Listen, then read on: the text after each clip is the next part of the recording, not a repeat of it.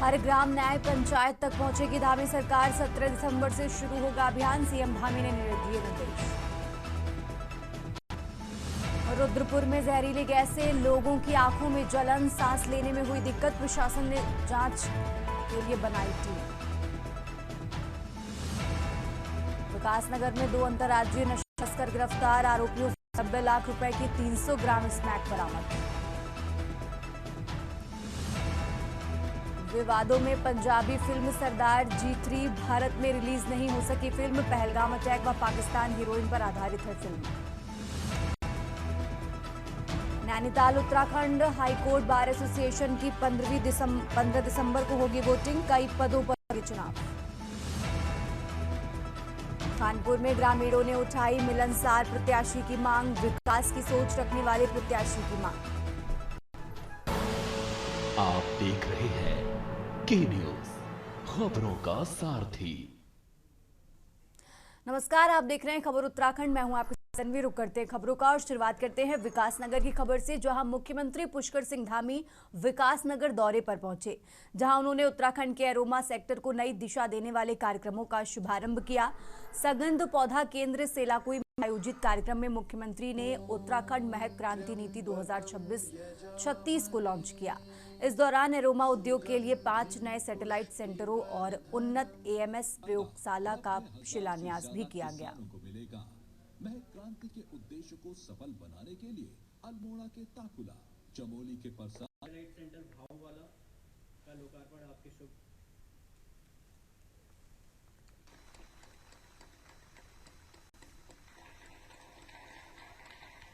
महक क्रांति नीति में जो सहयोग हमारा रहा, इनके गाइडेंस ने लेमन ग्रास के एक पौधे से आज महक क्रांति तक कैंप का ये परिसर पहुंचा है। महक क्रांति, थैंक यू डायरेक्टर सर। अब मैं अनुरोध करूं 9 हेक्टेयर महक क्रांति नीति जो लॉन्च हुई है उसका बड़ा एक कार्यक्रम था। उसके साथ साथ में उस महक क्रांति नीति को लागू करने के लिए 6 सैटेलाइट सेंटर उसका भी शिलान्यास हुआ है और एक C14 टेस्ट वाली जो लैब है उसका भी शिलान्यास किया गया है। और आने वाले टाइम में जो हम एक बड़ा रिवोल्यूशन लेने आ रहे हैं एरोमा के क्षेत्र में, उससे सपोर्ट करने के लिए इंफ्रास्ट्रक्चर भी पूरा का पूरा इस नीति में समाहित किया गया है। उसका भी सबका आज शुभारंभ था। 26-36 नई महक नीति की शुरुआत हम करने जा रहे हैं। आज इसकी शुरुआत हुई है। निश्चित रूप से इससे जो है हमारे किसानों को बहुत बड़ी संख्या में उनको सीधे सीधे लाभ होगा। वो इस सगंध खेती से जुड़ेंगे और आज जो संख्या हमारी 20-25 हज़ार है, वो आने वाले समय में हमने जो लक्ष्य रखा है कि लगभग 1 लाख किसान इस सगंध खेती से जुड़े। और जो आज हमारा इसका टर्नओवर है वो लगभग 1000 करोड़ के आसपास का है। इस टर्नओवर को भी हम 10-12 गुना यानी कि 12-13 हज़ार तक ले जाने का लक्ष्य रखा है। और अब आगे बढ़ते हैं खबरों में। देहरादून स्थित DIT विश्वविद्यालय में 19वां दीक्षांत समारोह आयोजित किया गया। समारोह की अध्यक्षता उत्तराखंड के राज्यपाल लेफ्टिनेंट जनरल गुरमीत सिंह ने की। इस अवसर पर विश्वविद्यालय के अध्यक्ष अनुज अग्रवाल, प्रधान सलाहकार N रविशंकर, कुलपति प्रोफेसर रघुरामा सहित अन्य गणमान्य उपस्थित रहे।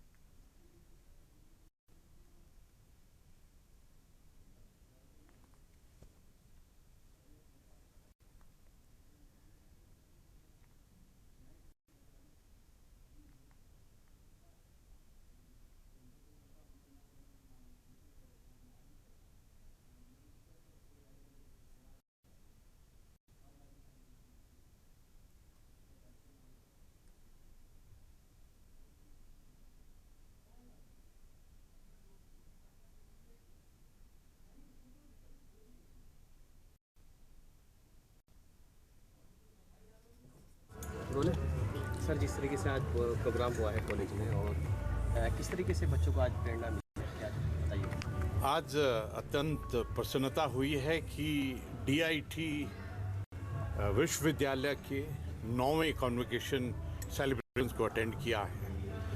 आज 1527 ने डिग्री हासिल की है और उनमें से 25 को आज गोल्ड मेडल मिले हैं और मुझे अत्यंत खुशी है। मुख्यतः उस हमारी बेटियों ने एक बार फिर कमाल किया है। आज सबसे टचिंग बात थी कि हमारे विश्वविद्यालय के अलुमनी को आज हमने सम्मानित किया। और अब खबर देहरादून से है, जहां मुख्यमंत्री पुष्कर सिंह धामी की अध्यक्षता में उत्तराखंड की कैबिनेट बैठक हुई, जिसमें कई महत्वपूर्ण फैसले लिए गए। इसी बैठक में राज्य में स्पेशल टाउनशिप विकसित कर नियोजित विकास के लिए उत्तराखंड टाउन प्लानिंग स्कीम में संशोधन को मंजूरी मिली, यानी कि शहरी योजनाओं और नए नियोजित शहर टाउनशिप विकसित करने के लिए कैबिनेट ने मंजूरी दे दी। वहीं प्रदेश प्रवक्ता मथुरा दत्त जोशी ने इस फैसले को स्वागत योग्य बताया।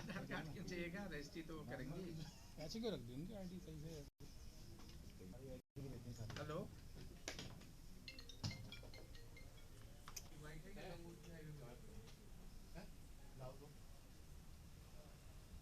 बहुत ही स्वागत योग्य कदम है। जगह जगह पर आपने देखा होगा अर्बनाइजेशन का डेवलपमेंट हो रहा है, शहरीकरण हो रहा है, गांव शहरों में तब्दील हो रहे हैं और वहां पर हमने बहुत सी जगह तो नगर पंचायतों का निर्माण किया है, नगर पालिकाओं का निर्माण किया है और सरकार ने निर्णय लिया है क्योंकि नई टाउनशिप आपको बसानी पड़ेगी, आपको जन सुविधाएं देनी पड़ेंगी। अगर आप जन सुविधाएं दोगे तो निश्चित रूप से उससे पलायन भी रुकेगा और लोगों की आवाजाही भी बढ़ेगी और ये स्वागत योग्य कदम है और मैं समझता हूं कि ये निर्णय तो पहले सरकार ने लेना चाहिए। और अब खबर देहरादून से है, जहां दिल्ली के रामलीला मैदान में राहुल गांधी द्वारा वोट चोर गद्दी छोड़ रैली का आयोजन किया गया। इस रैली में हाईकमान द्वारा सभी राज्यों से हजारों की संख्या में कार्यकर्ताओं का आह्वान किया गया है। उत्तराखंड से करीबन 15 से 16,000 कार्यकर्ता इस रैली में शामिल होंगे। कांग्रेस प्रदेश अध्यक्ष गणेश गोदियाल का कहना है कि राहुल गांधी द्वारा वोट चोर गद्दी छोड़ रैली की जा रही है। इस रैली के माध्यम से जनता को हो रही वोट चोरी के लिए जागरूक करना कांग्रेस का मकसद है।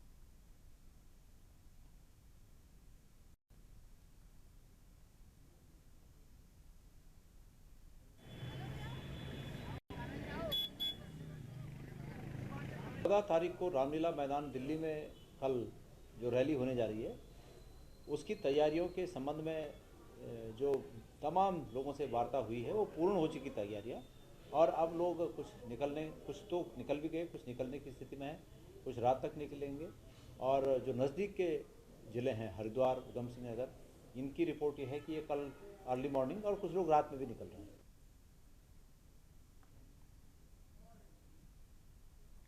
और अब आगे बढ़ते खबरों में, पौड़ी के कंडोलिया मैदान में सांसद खेल महोत्सव का शुभारंभ खेल मंत्री डॉक्टर मनसुख मांडविया ने किया।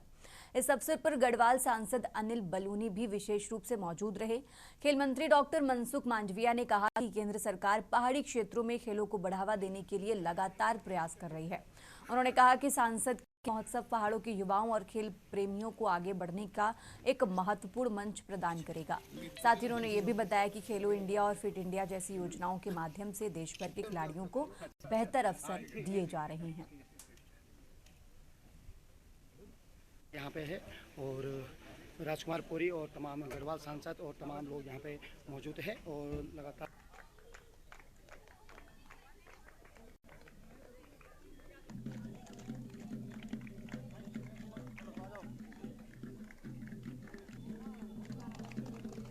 लॉन्च करने की कृपा करेंगे।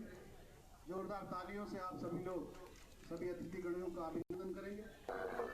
अच्छा लग रहा है, अपने होम डिस्ट्रिक्ट में आया और बहुत खुशी हुई कि यहाँ पर 13,000 से अधिक खिलाड़ियों ने अपना रजिस्ट्रेशन किया। जो खेलों के प्रति जो माननीय प्रधानमंत्री की इच्छा थी ज्यादातर लोग खेले, वो चीज यहाँ पर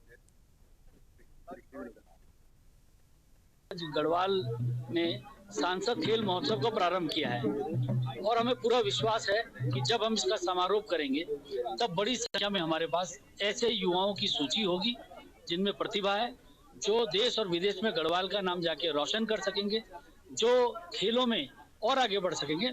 हम ऐसे लोगों को चिन्हित करेंगे, उनकी ट्रेनिंग, उनके लिए जो जो संसाधनों की आवश्यकता है।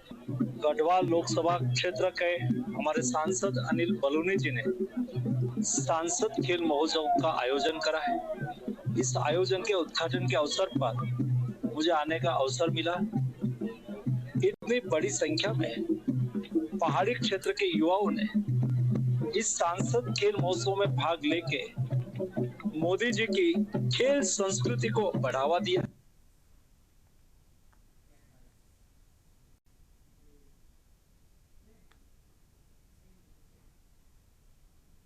फिलहाल यहाँ रुकेंगे एक छोटे से ब्रेक के लिए।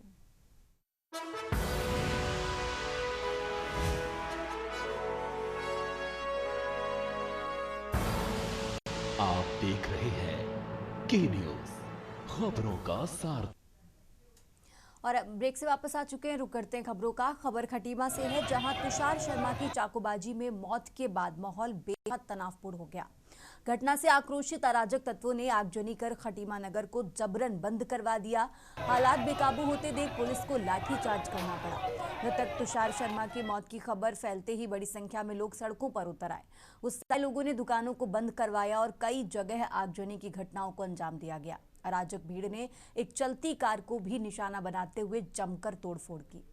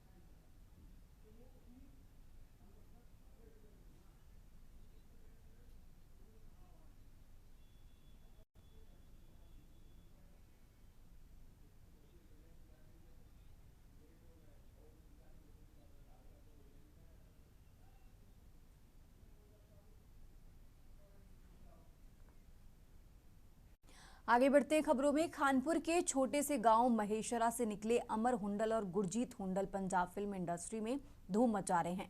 अमर हुंडल कई पंजाबी फिल्मों में डायरेक्शन दे चुके हैं। उनके भाई गुरजीत हुंडल फिल्म एडिटर हैं। इनकी शानदार G3 पंजाबी फिल्म खूब चर्चाओं और विवादों में रही है। फिल्म में पाकिस्तानी हीरोइन के होने की वजह से भारत में रिलीज नहीं हो सकी। दूसरी कई देशों में फिल्म अच्छी खासी शोहरत हासिल कर चुकी है।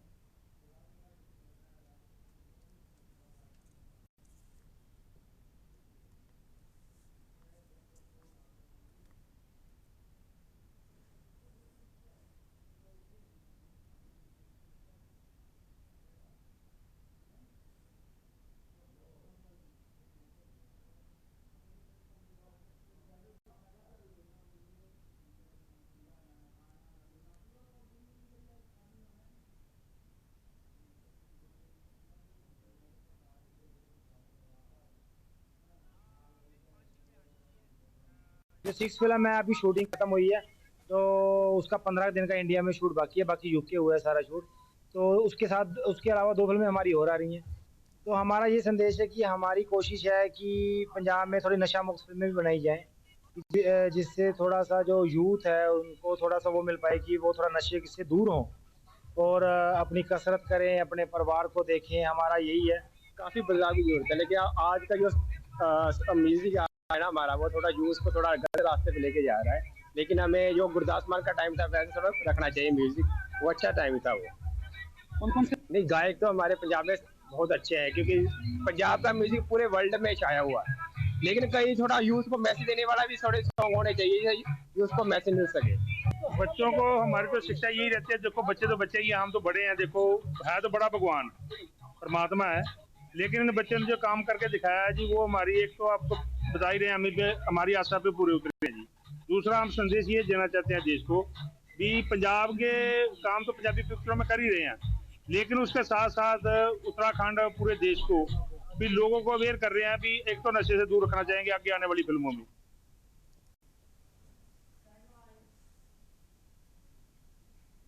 आगे बढ़ते खबरों में उत्तराखंड हाईकोर्ट बार एसोसिएशन ने 15 दिसंबर को विभिन्न पदों पर होने जा रहे चुनाव की सभी तैयारियां पूरी कर ली हैं। चुनाव को निष्पक्ष और शांतिपूर्ण ढंग से संपन्न कराने के लिए मुख्य चुनाव अधिकारी कुर्बान अली ने 30 सदस्यीय चुनाव समिति गठित की है, जिसमें रविंद्र बिष्ट को कमेटी का निर्वाचन सलाहकार बनाया गया है। चुनाव के प्रबंधन और व्यवस्था के लिए अन्य अनुभवी अधिवक्ताओं को सहायक मुख्य निर्वाचन अधिकारी के पद पर अधिकृत किया गया है। आपको अपने मत का प्रयोग उसी दशा में करना है कि यदि आप हाईकोर्ट में लगातार प्रैक्टिस कर जो भी कानून है। और आजकल है थोड़ा सा ठंडा है तो और वोटर हमारा बहुत ज्यादा है। अगर एग्जैक्टली 4 से 5 के बीच अगर खत्म हो हम पूरे वोट करवा पाए तो हम कोशिश करेंगे कि सोमवार को ही हम काउंटिंग कर लें। और सोमवार का जिस दिन वोटिंग होनी है, और इस बार ये थोड़ा सा और महत्वपूर्ण इसलिए हो जाता है क्योंकि वोटर जो है बहुत ज़्यादा इस बार हर साल की अपेक्षा। इस बार करीब 1770 वोटर हमारे पास है, सक्रिय वोटर जो हमारी वोटिंग लिस्ट में आया है, और मतदान का समय 10 से 4 है। तो हम प्रयास करेंगे कि अपनी टीम के साथ हमारी पूरी टीम सक्रिय रूप से जो है प्रयास करेगी कि विद इन टाइम ये वोट जो है 10 से 4 के बीच में हो जाएं सफलतापूर्वक। और जो हमने विशेष ध्यान रखना है वो मैंने जैसे कि आपको बताया कि 1 बार 1 वोट का नियम जो है सख्ती से लागू होना है। उत्तराखंड की खबरों में फिलहाल इतना ही। आप देखते रहिए के न्यूज़ इंडिया।